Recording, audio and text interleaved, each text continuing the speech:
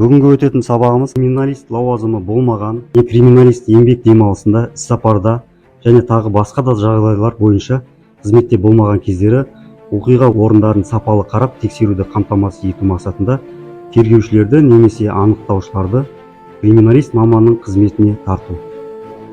Оқиға орнын қарап тексеру кейінге қалдыруға болмайтын дер кезінде жүргізілетін маңызды тергеу әрекеттерінің бірі. Табиғат немесе адам, жан-жануар тағы басқа да құбылыстардың әсерінен іздердің жойылып кетпеуі үшін оқиға орнын қарап тексеру ең бірінші көзбен қарап оқиға орнын нақты анықтаудан белгілеуден басталады.